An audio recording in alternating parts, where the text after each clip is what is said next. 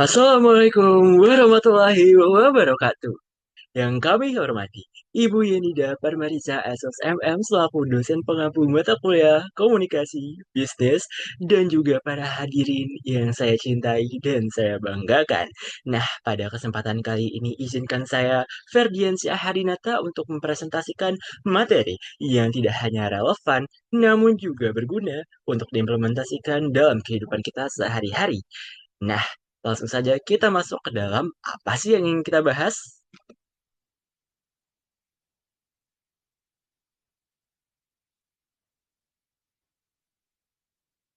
Nah, yang pertama adalah prinsip dan proses dari komunikasi. Nah, teman-teman, pernahkah kita membayangkan sebuah perusahaan raksasa dengan modal triliunan, teknologi tercanggih, dan juga SDM lulusan terbaik, tapi tiba-tiba runtuh hanya karena sebuah pesan yang salah tafsir? Nah, faktanya di era disrupsi informasi saat ini, komunikasi bukan lagi sekedar pendukung bagi bisnis. Ia adalah penentu hidup atau matinya sebuah organisasi. Nah, komunikasi bisnis bukan hanya soal bagaimana kita berbicara depan klien atau menulis email formal. Ia adalah proses yang kompleks yang mengalirkan visi dari pimpinan ke staf, membangun kepercayaan dengan mitra, hingga membentuk persepsi publik di media sosial. Maka dari itu, penting bagi kita mengetahui apa itu komunikasi bisnis. Nah, komunikasi bisnis merupakan pertukaran informasi, ide, dan instruksi dalam organisasi untuk mendukung pengambilan keputusan, koordinasi kerja, dan mencegah akan kesalahpahaman. Nah, ia juga memiliki peran untuk meningkatkan kinerja organisasi, membangun hubungan baik antar stakeholder, serta memperkuat kepuasan pelanggan dan reputasi perusahaan. Nah, dalam berjalannya komunikasi tentunya ada prinsip-prinsip yang harus dipenuhi dong teman-teman. Nah, yang pertama adalah clear. Pesan yang disampaikan itu harus clear atau harus jelas.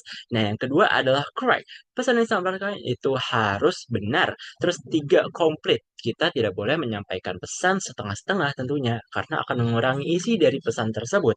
Dan yang keempat ada concise, ada concrete juga, ada coherent, harus koheren dan juga courteous. Nah, terus dalam berjalannya komunikasi ada beberapa prinsip dan juga proses yang harus kita patuhi, teman-teman.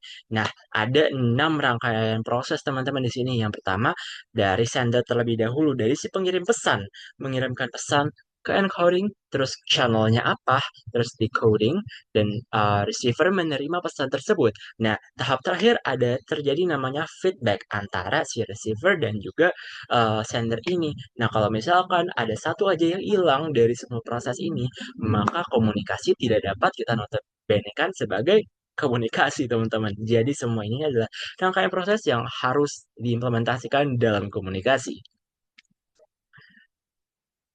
Nah, untuk mudah memahami terkait proses dan juga prinsip, mari kita lihat contoh kasus berikut. Salah pesan kopi karena pesan yang menggantung sekali. Di sini, mari kita analisis menggunakan prosesnya ya teman-teman. Tadi ada yang pertama sendernya. Andi ingin kopi hitam tanpa gula untuk kliennya yang punya diabetes. Nah, terus encodingnya atau penyandiannya, Andi menulis pesan cepat. Tolong kopi satu ke ruang rapat ya, jangan manis-manis. Terus tentunya menggunakan channel, yaitu adalah WhatsApp. Nah, terus juga si penerimanya atau receivernya adalah staf kantin yang menerima pesan tersebut.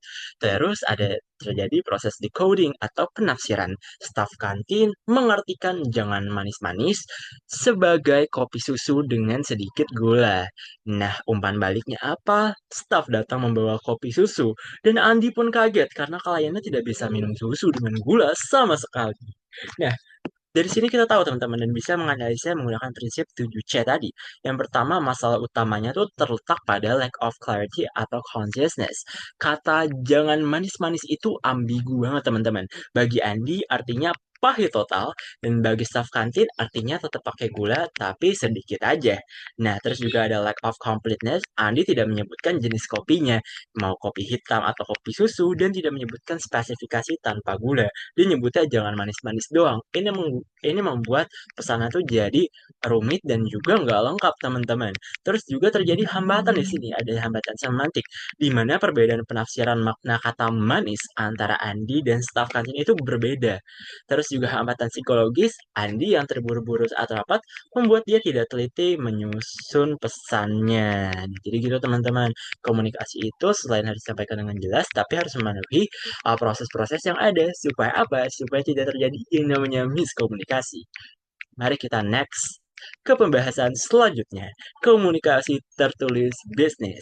Nah, di dunia profesional yang serba digital, tulisan kita seringkali menjadi jabat tangan ya teman-teman. Pertama sekaligus wajah representasi diri sebelum pertemuan tatap muka terjadi. Nah, jadi di materi ini kita akan membedah teman-teman kalau misalkan komunikasi itu enggak cuma secara lisan aja, tapi juga bisa secara tertulis. Maka dari itu, penting bagi kita mengetahui apa sih komunikasi tertulis itu. Nah, jadi komunikasi tertulis merupakan proses penyampaian pesan atau informasi secara formal melalui simbol-simbol tertulis seperti surat, email, memo, hingga pesan instan yang berfungsi sebagai catatan permanen bagi organisasi. Nah, lantas apa aja sih jenis-jenis dari komunikasi tertulis? Yang pertama ada namanya surat bisnis eksternal.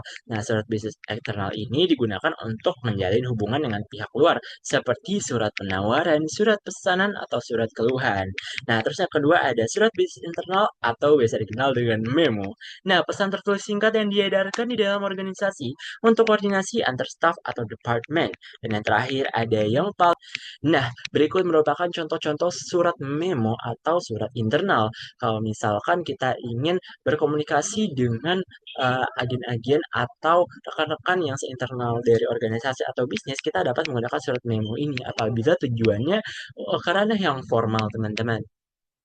Nah, untuk mudah memahaminya, langsung aja kita bahas contoh kasus kegagalan produksi akibat laporannya sih. Tentunya ada proses yang terjadi dong teman-teman. Dari yang pertama adanya persiapan dan perencanaan. Tentunya ketika kita ingin bernegosiasi dengan seseorang, rekan, partner, atau siapapun itu, kita perlu mempersiapkan dulu teman-teman dan merencanakan kapan kita akan mengadakan negosiasi tersebut.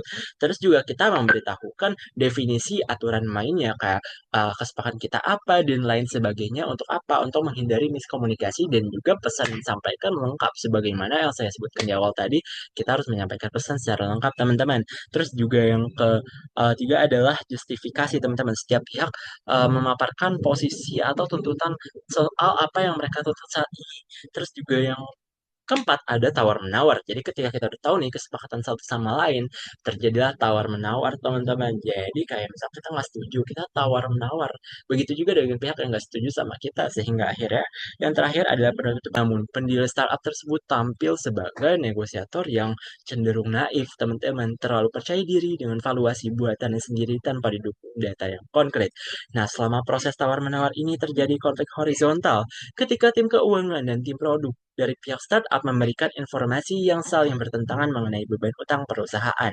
Nah, kegagalan ini eh, antara persiapan dan perencanaan ini membuat pihak multinasional kehilangan kepercayaan karena menganggap pihak startup tidak transparan, teman-teman. Nah, akhirnya ini menemukan jalan buntu. Alih-alih mendapatkan investasi besar, pendiri startup tersebut justru kehilangan peluang emas karena gagal memahami batasan lawan bicara. Ini semua terjadi karena perbedaan tipe negosiator dari negosiator profesional dan juga negosiator naif, teman-teman. Nah, dari sini kita bisa mengetahui fakta penting teman-teman bahwasanya komunikasi itu nggak berjalan sendirian aja, tapi berjalan dua arah. Jadi nggak cuma kita aja, tapi kita melibatkan orang lain di sini. Maka dari itu penting bagi kita mengetahui prinsip, proses berjalannya komunikasi, dan juga hal-hal penting yang relevan kayak konflik dan bagaimana cara kita bernegosiasi, menjadikan kita sebagai pribadi yang lebih paham akan komunikasi. Mungkin cukup sekian dari saya, Ferdiansyah Hadinata. Kurang lebihnya saya mohon maaf. Terima kasih kepada Ibu Yenida dan saya pamit undur diri. Sekian, wassalamualaikum warahmatullahi wabarakatuh.